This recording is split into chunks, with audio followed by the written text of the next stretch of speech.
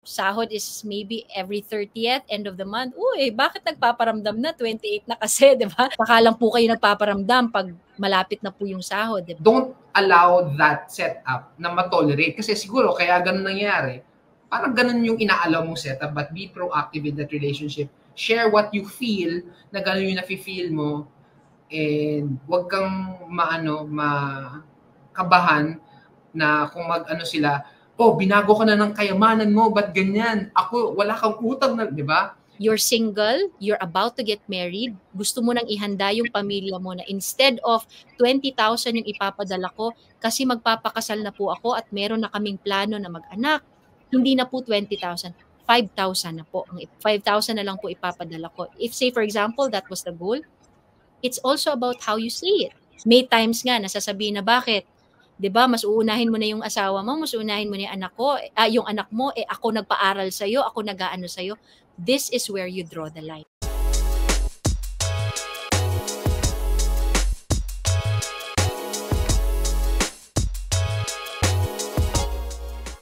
Balik lang ako sa yung sa OFW na, 'di ba, minsan nagpapadala, tapos sabi mo nga, ingat sa pagpapadala kasi minsan ginagawa tayong ATM, pero minsan, sad reality, na yung nagiging treatment na lang sa kababayan natin, ng family nila sa Pilipinas is, hindi na sila kinakamusta, pero yung pera na lang talaga yung parang wala na, hindi na nakikita as a person, yung kuya nila o yung nanay nila nasa abroad.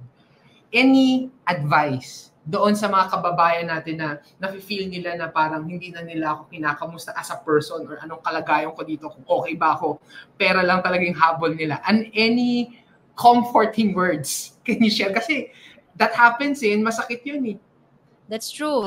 Like, minsan pag alam mong, halimbawa, sahod is maybe every 30th, end of the month. Uy, bakit nagpaparamdam na? 28 na kasi, di ba? There are those. We've had, like, a lot of Filipinos has expressed that na minsan nga feeling na pagpalapit na yung sahod, saka pa nagpaparamdam.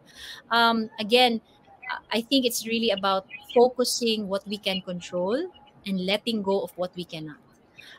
We cannot control how our family will treat us. We cannot control whether or not, we cannot control that, if they should like talk to us every day, dapat kamustahin. That's something we cannot control.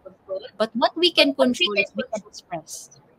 So we can always say, like you can always say it to your family, and you can also say it to your, like say for example, friends na nangangamusta lang kung kailan, na parang, you maybe padaanin mo sa isang joke, or you could actually do a heart to heart kung ganyan yung level of relationship nyo, 'di ba? Na parang not saying na bakit hindi mo sasabihin na okay, bakit saka lang po kayo nagpaparamdam pag malapit na po yung sahod, 'di ba? But it's more of how you say it na, I like it.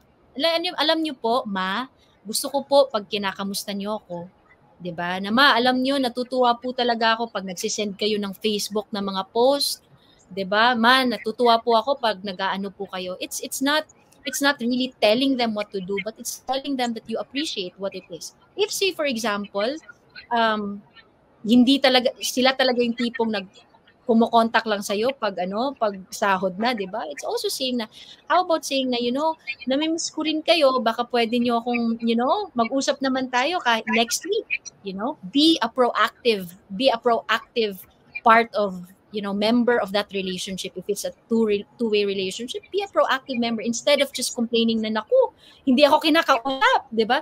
Make the effort, be proactive. Alam mo, kwentuhan kaya tayo next month. 'Di ba? Kasi baka naisip din 'yun, hindi natin alam, baka naisip din ng pamilya na 'yun na busy 'yun.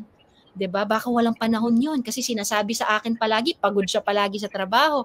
Ayaw ko nang idisturbuhin, 'di ba? So maybe, instead of saying na saka lang sila, let's be proactive, control what we can, and what we can control is ourselves and how we approach them, how we say them, how we say our words to them, So how about we talk next week? Video call naman tayo. After that video call, then you say, natutuwa ako ganito, ulit tayo. 'Di ba? Tawagan niyo ako anytime. So maybe they're also just waiting for that. So, yeah. Control, circle of control, circle of influence. So focus on the circle of control, and that's something that you can control. Yeah. thank you for sharing that, May, no? Kasi sakit eh. Kasi minsan may nakakausap ako mga OFW.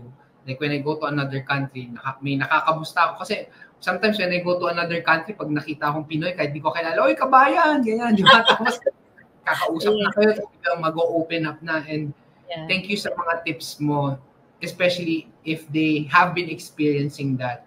To also, yun nga, yung sa relationship na don't allow that setup na matolerate. Kasi siguro, kaya ganun nangyari.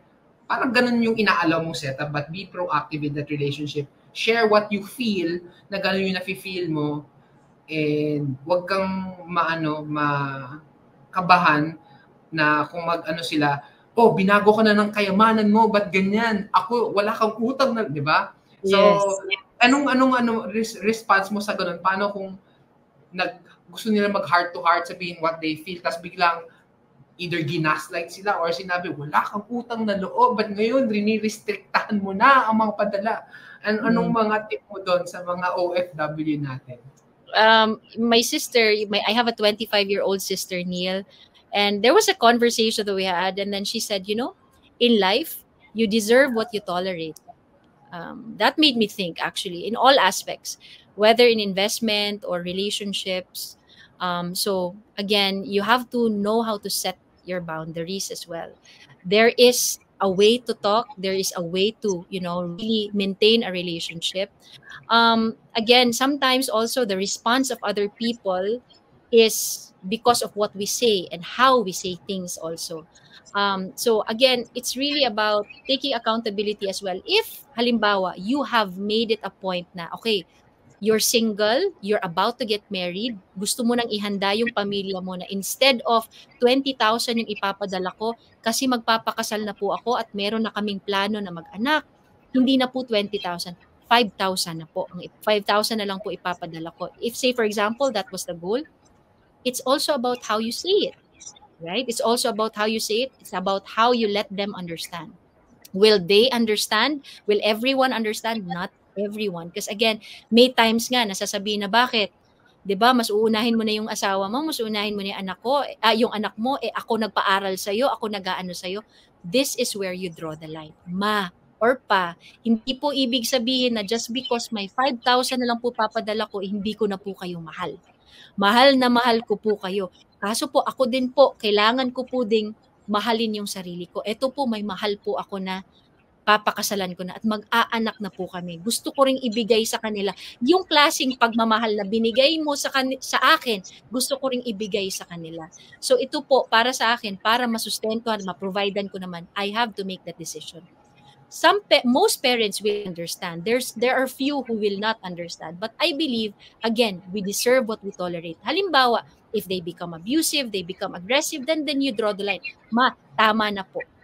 Tama na po kasi nasasaktan na po ako. Pero gusto ko lang pong maintindihan nyo na mahal ko po kayo.